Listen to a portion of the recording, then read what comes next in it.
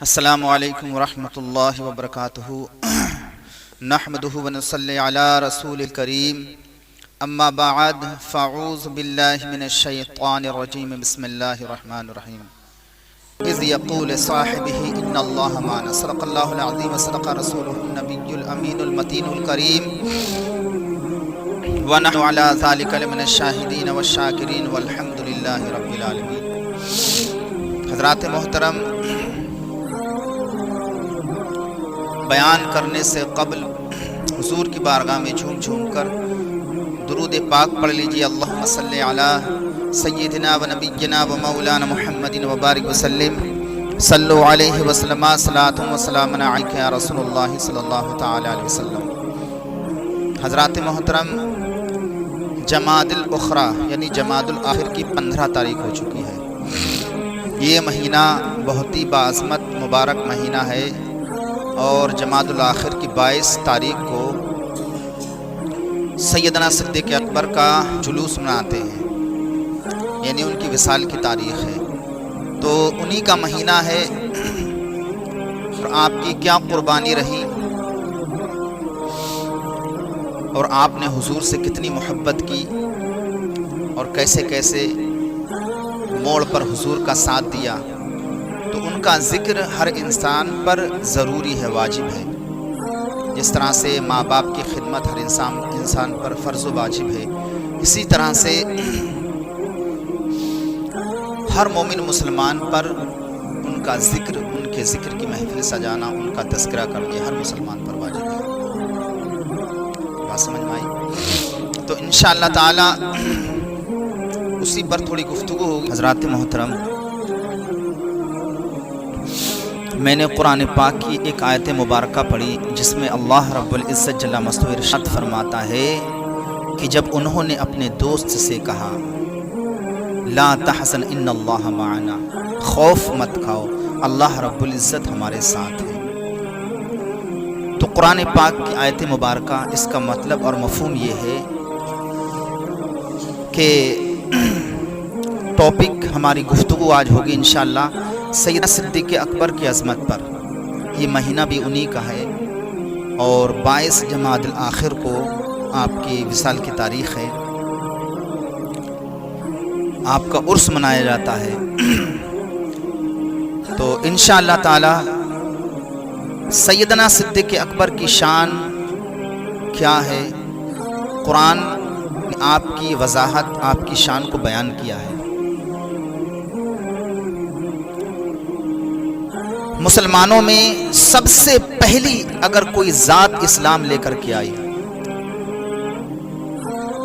سب سے پہلے جس نے اسلام کو پسند کیا، قبول کیا، اسے محبوب بنایا، وہ سیدنا صدیق اکبر کی ذات بابرکت ہے۔ جو بھی حضرات اسلام لائے، جنہوں نے بھی اسلام قبول کیا، جن کے سامنے ہمارے مصطفیٰ جناب احمد متبع محمد مصطفیٰ صلی اللہ علیہ وسلم نے اسلام کو پیش کیا، تو سب سے پہلے انہوں نے دلیلیں مانگی۔ اسلام ایک ہے، اس پر کیا دلیل ہے؟ آپ اللہ کے رسول ہیں، اس پر دلیل کیا ہے؟ ہم کیسے مانیں آپ اللہ کے حبیب ہیں، اللہ کے رسول ہیں؟ آپ تو ہمارے درمیان میں پیدا ہوئے، ہمارے خاندان میں پیدا ہوئے، ہمارے ساتھ اٹھتے بیٹھتے کھاتے پیتے ہیں، ہم کیسے مانیں کہ آپ اللہ کے نبی، اللہ کے رسول ہیں؟ ہم کیسے قبول کریں؟ ہر شخص نے اس کا مطالبہ کیا، جواب طلب کیا، لیکن سیدنا صدیق اکبر کی ذات بابرکت یہ ہے کہ جب حضور نے ان کو اسلام پیش کیا تو انہوں نے بغیر کسی چوں چرا کے اسلام قبول کر لیا۔ سب سے پہلی ذات روئے زمین پر اگر کسی نے اسلام قبول کیا تو سیدنا صدیق اکبر کی ذات بابرکت ہے۔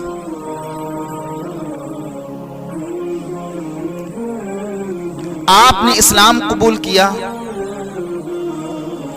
آپ کا اسلام لانا اتنا معتبر، اور اسلام کی نشر و اشاعت میں اتنی عظمتیں ہوئیں، اتنی مدد ملی کہ عشرہ مبشرہ میں جو 10 صحابہ اکرام ہیں،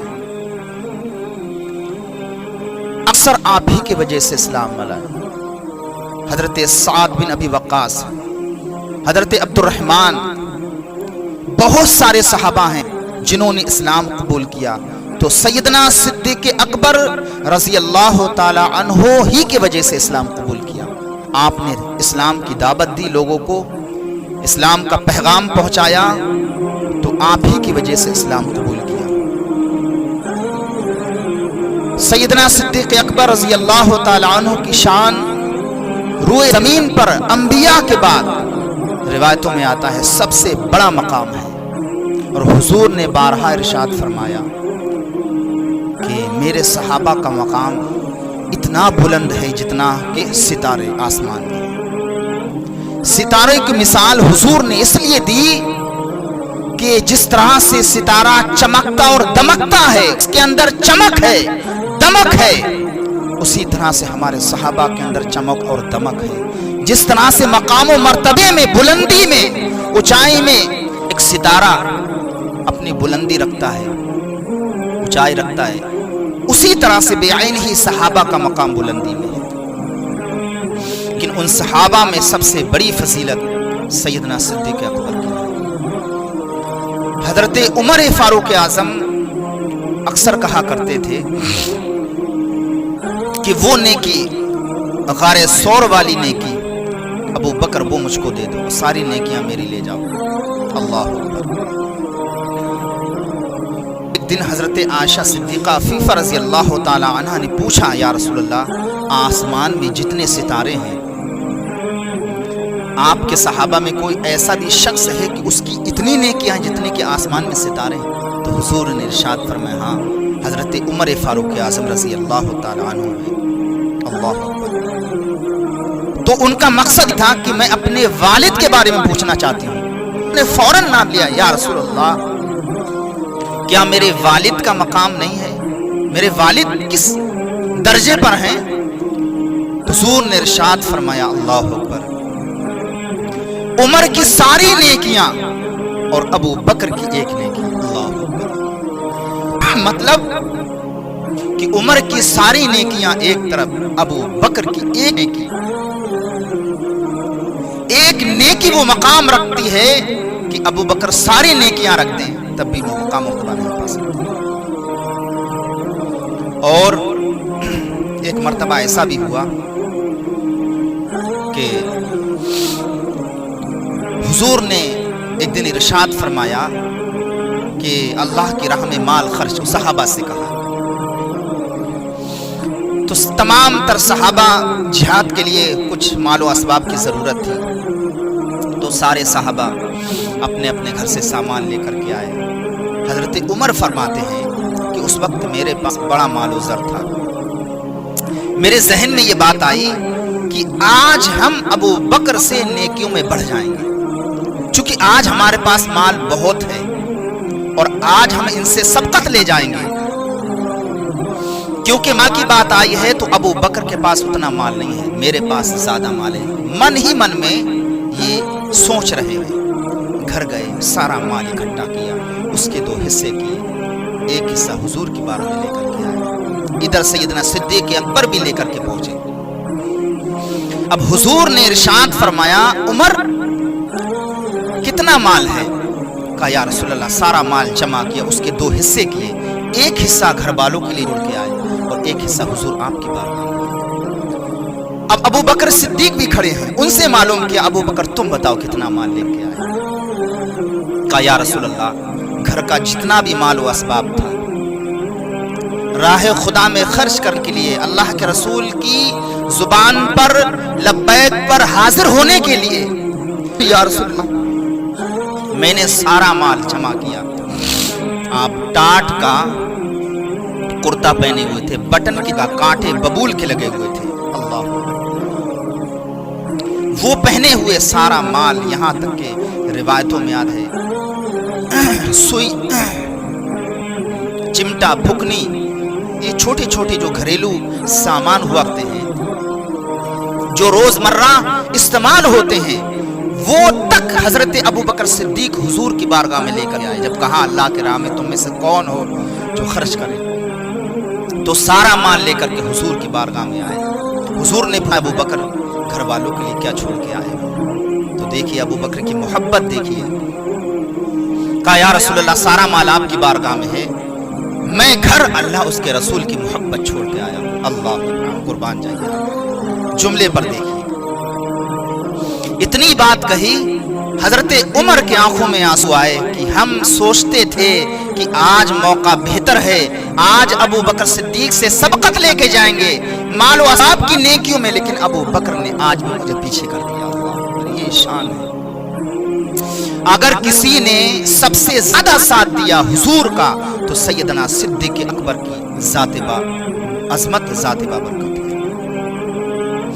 جب صحابہ پر ظلم ڈھائے گئے، تشدد کے پہاڑ توڑے گئے، صحابہ پر ننگی پیٹھ ننگا بدن، اور اس وقت مئی جون کی گرمی جو ہوتی ہے، سڑی گرمی، زمین بالکل گرم ہوتی ہے، ریتیلی زمین، صحابہ کو ننگی پیٹھ پر ننگے بدن پر ٹانگ میں رسی باندھ کر کھچیڑا کرتے تھے اور وزنی پتھر رکھ دیتے.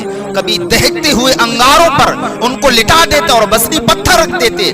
کبھی کافر خود ان کے اوپر سوار ہو جاتے، یہاں تک کہ کوئلے بجھ جاتے، جب جب بے ہوش ہو جاتے. لیکن جب ہوش آتا صحابہ احد احد کا نعرہ لگاتے. اس قدر جب ظلم ہونے لگا تو صحابہ کو حضور نے مشورہ دیا کہ آپ لوگ ہجرت کرو. کچھ حبشہ چلے گئے، کچھ مدینہ چلے گئے، کچھ کہیں چلے گئے. اب ایک دن حضور کے قتل کے لیے منصوبہ رچا کفار و مشرکین نے کہ روز روز یہ ہم نہیں دیکھ سکتے، ایسا ہو ان کو ختم کر دیا جائے. معاذ اللہ استغفر.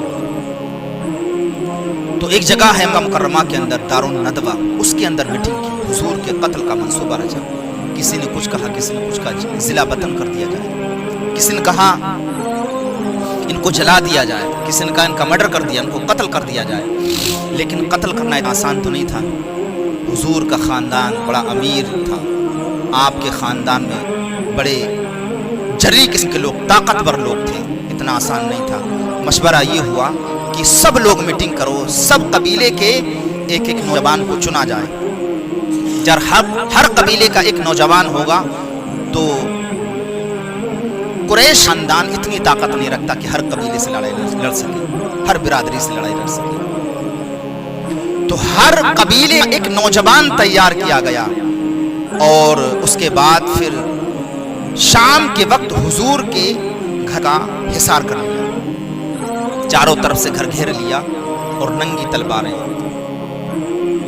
ادھر جبریل امین نے حضور کو اطلاع دیا، رسول اللہ علیہ الصلوۃ والسلام آپ کے قتل کا منصوبہ رچ رہے ہیں، اللہ کی جانب سے ہجرت کا وقت آیا، آپ ہجرت فرمائیے. اب دیکھیے بتانا مقصود یہ ہے اس وقت حضور کا ساتھ دینا موت کو دعوت دینے کے برابر تھا.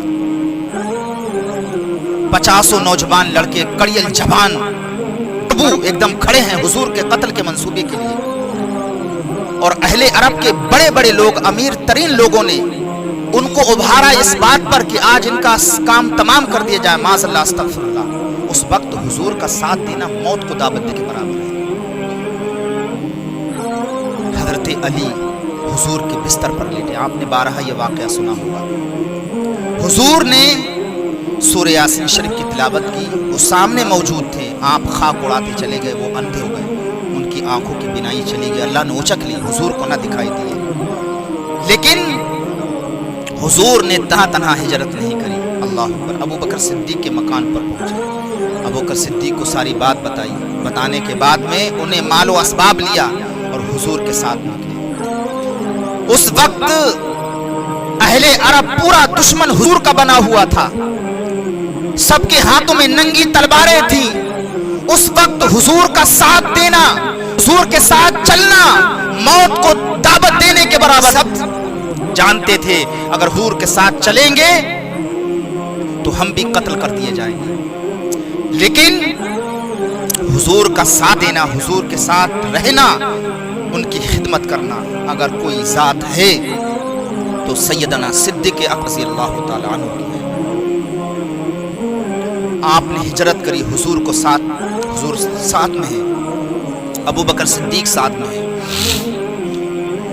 جب غار کے اندر پہنچتے ہیں، اللہ اکبر، تو آپ پتہ غار کتنی پرانی، اب تو بہت صاف ستھری ہے، لوگ وہاں نماز پڑھتے ہیں، عبادت کرتے ہیں حصول برکت کے لیے، چونکہ حضور وہاں 3 دن قیام کیا۔ اس غار کے اندر ایک زہریلا سانپ بھی تھا، اللہ اکبر۔ جو کپڑے تھے آپ کے پاس، اس کپڑوں کو پھاڑ پھاڑ کے، اپنے بدن کے کپڑے اتار کے پھاڑ پھاڑ کے ان بھاؤں کو بند کیا، سوراخوں کو بند کیا، اور ایک سوراخ رہ گیا تو اپنی پیر کی ایڑی رکھ دی، اس کے بعد حضور کو بلایا۔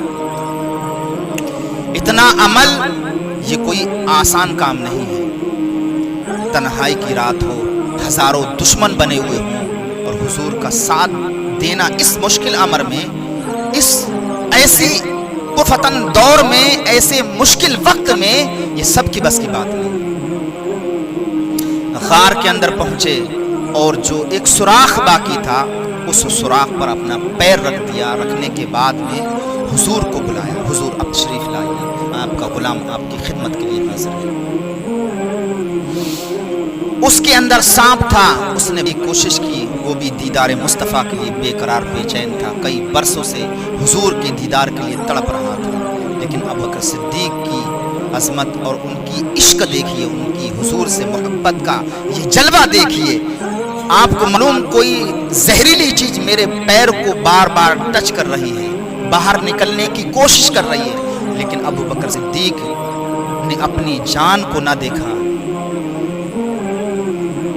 اپنی قیمتی جان کو نہ دیکھا، بلکہ پیر کو جنبش بھی نہیں ہونے دیا، حتیٰ کہ سانپ نے ایک مرتبہ نہیں کئی مرتبہ ڈسا، جب زہر پورے بدن پر اثر کیا اور آنکھیں زرد ہو گئیں، آنکھ سے آنسو جب گرے چہرے والضحیٰ پر حضور کے مصطفیٰ، حضور نبی رحمت صلی اللہ علیہ وسلم کے چہرے پر، تو جب گرم گرم آنسو حضور کو لگے تو حضور نے پوچھا ابو بکر صدیق تم کو کس چیز نے رلایا؟ اللہ اکبر، کہا یا رسول اللہ کسی زہریلے سانپ نے ہمیں ڈس لیا۔ تو ایسے پر فتن ماحول میں اگر کسی ذات نے حضور کا ساتھ دیا تو سیدنا صدیق اکبر رضی اللہ تعالی عنہ کی ذات بعظمت ہے۔ ہر مسلمان پر ضروری ہے ان کا ذکر کرنا، انہی کا مبارک بعظمت مہینہ ہے۔ 22 جمادی الاخری کو آقا کا عرس منایا جاتا ہے، تاریخی وصال ہے، تو انشاءاللہ یہ 22 جمادی الاخری جو ہے وہ اگلے جمعے کو پڑے گی۔ اپنے گھر میں فاتحہ کا انعقاد کریے، اہتمام کریے، ہو سکے میلاد کا چھوٹا پروگرام کریے، ان کا ذکر کریے، انشاءاللہ کی ذکر کی برکتیں ہمیں اور آپ کو نصیب ہو جائیں تو ہمارا اور آپ کا بیڑا پار ہو سکتا ہے۔ سب سے زیادہ اگر عشق کی بات آتی ہے، ایمان کی بات آتی ہے، تو سیدنا صدیق اکبر سب سے زیادہ کھرے اترتے ہیں۔ ایک دن آپ کے بیٹے عبد الرحمن، دسترخوان بچھا ہوا ہے، کھانا سج گیا، 2-4 لقمے اندر گئے تو بیٹے نے کہا ابا جان، یہ روایت بہت اچھی لگتی ہے، ایمان کے اندر حرارت پیدا کرتی ہے۔ کہ ابا جان اس دن کا واقعہ آپ کو یاد ہے جب آپ حضور کی جانب سے تھے، مسلمانوں کی جانب سے تھے، اور میں کفار و مشرکین ابو جہل کی جانب سے تھا۔ میدان بدر میں کئی مرتبہ مجھے یہ موقع نصیب ہوا، موقع ملا کہ میں آپ کی گردن تن سے جدا کر دوں۔ تلوار میرے ہاتھ میں تھی، ننگی تلوار، اور چاہتا آپ کا سر قلم کر دیتا۔ کئی مرتبہ موقع ملا، لیکن حضور میں نے ابا جان میں نے ایسا عمل نہیں کیا۔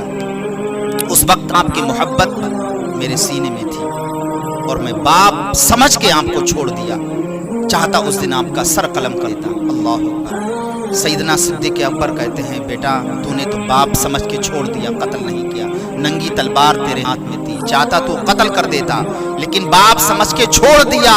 اللہ کی عزت کی قسم، اگر تو میری تبار کی صد میں ایک مرتبہ بھی آ جاتا تو بیٹا سمجھ کے تجھے کبھی نہ چھوڑتا، بلکہ اللہ کے رسول دشمن رسول سمجھ کر تیری گردن کو اڑا دیتا، یہ کبھی نہ دیکھتا کہ تو میرا بیٹا ہے۔ جب سے محمد علی کا غلام بنا ہوں، جب سے ساری محبتیں، سارے رشتوں کو میں نے ٹھوکر مار دیا ہے، اب جینا مرنا صرف حضور کے لیے ہے۔ اللہ اکبر۔ یہ آپ دیکھیے سیدنا صدیق اکبر رضی اللہ تعالیٰ عنہ کی ذات بابرکت، بہت عظمت ہے، بعد الانبیاء اگر کسی کا مقام و مرتبہ اس دنیا کے اندر ہے تو وہ سیدنا صدیق اکبر کی ذات باعظمت بابرکت ہے۔ ان کا ذکر ہر مسلمان پر ضروری ہے۔ اپنے گھروں پر ان کے ذکر کی محفل سجائیے۔ 22 جمادی الاخر آپ کی وصال کی تاریخ ہے، اپنے گھر پہ محفل سجائیے، ان کا ذکر کریے۔ ان کی ذکر میں بڑی مٹھاس اور چاشنی ہے۔ جب ان کا ذکر ہوتا ہے تو دل میں حرارت، ایمان میں تازگی پیدا ہوتی ہے۔ تو ہم ایسا عمل کیوں نہ کریں جس سے ہمارے ایمان میں تازگی پیدا ہو۔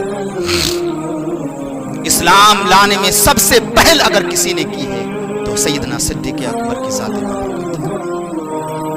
اللہ اکبر۔ ایک دن ابو جہل ابو بکر صدیق کی بارگاہ میں آتا ہے، کہتا ہے اے ابو بکر، یہ بتاؤ رات کے تھوڑے سے پہر میں کوئی مکہ سے چل کر اور اقصی پہنچ مسجد اقصی کا دیدار کر سکتا ہے؟ تھوڑے سے پہر میں مسجد حرام سے پہنچ کر رات میں تھوڑے سے پہر میں تھوڑی سی دیر میں مسجد اقصی جائے، وہاں عبادت کرے، کوئی شخص اس کا دعویٰ کرے تو وہ یہ بات صحیح ہو سکتی ہے؟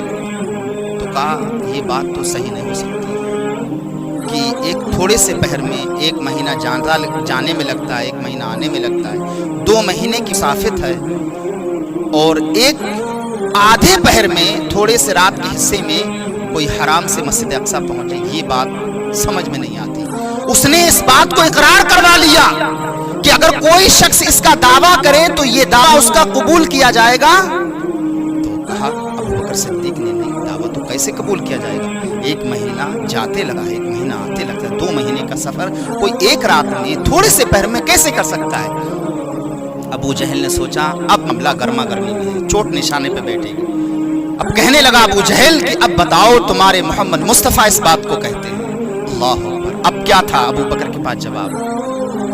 لیکن ابو بکر کا عشق دیکھیے، محبت دیکھیے، جواب تو اس کا کچھ اور ہی تھا، لیکن آپ کہتے اچھا حضور کہتے ہیں تو میں اس بات کو دل سے اقرار کرتا ہوں کہ حضور اس تھوڑے سے پہر میں مسجد حرام سے مسجد اقصی بھی پہنچ سکتے ہیں، اور اگر اس سے بھی اوپر کی بات کریں تو میں اس کو بھی قبول کرنے کے لیے تیار ہوں۔ اللہ ایسے لوگ ابھارتے تھے کہ وہ اس بات کا انکار کر دیں، لیکن سیدنا صدیق اکبر کو اللہ نے ایسی ذہانت دی تھی۔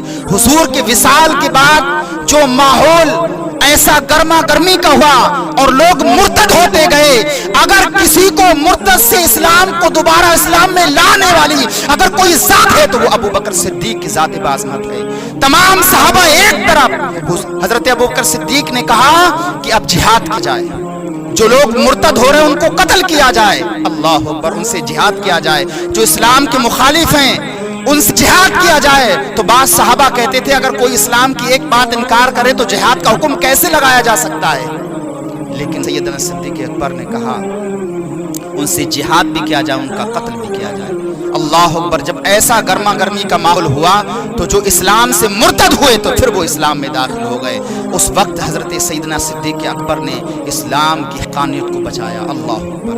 یہ ذات ہے ابو بکر صدیق کی، سب سے پہلے اسلام لانے والے ابو بکر صدیق ہیں مسلمانوں میں۔ تو ہمیں اور آپ کو چاہیے ان کا ذکر کی محفل ہم سجائیں، ان کا ذکر کریں، ان کے ذکر سے ہمارے دلوں میں ایمان میں حرارت پیدا ہوگی، اور انشاءاللہ یہ ایمان کے ساتھ جس طرح سے حضور کے صحابہ نے حضور کے نقش قدم پر چل کر آج پوری دنیا کے اندر ان کی شہرت کے ڈنکے ہیں، اگر ہم بھی ان کے نقش قدم پر چلیں گے تو انشاءاللہ ان کی غلامی میں ہمارا بھی شمار ہوگا، اور انشاءاللہ تعالی ہمیں بھی اللہ رب العزت بڑی جو ہے عظمت عطا فرمائے گا۔ اگر ہم حضور کے نقش قدم پر، صحابہ کے نقش قدم پر سے ہٹ گئے اور ان کی تربیت جو ہے اس تربیت سے اگر آخرت تو برباد ہو ہی جائے گی، دنیا بھی برباد ہو جائے گی۔ تو ہمیں اور آپ کو چاہیے کہ ہم صحابہ سے سچی محبت کریں، سیدنا صدیق اکبر کا ذکر کریں، انشاءاللہ ان کے ذکر میں حلاوت ہے، مٹھاس ہے، ایمان کی مضبوطی ہے۔ اللہ رب العزت کی بارگاہ میں دعا ہے میرے بیان کرنے میں کوئی اغلاط، کوئی خامی، کوئی گستاخی ہو گئی، اللہ تعالیٰ معاف فرمائے اور اس بیان کو اپنی بارگاہ میں۔ السلام علیکم ورحمۃ اللہ۔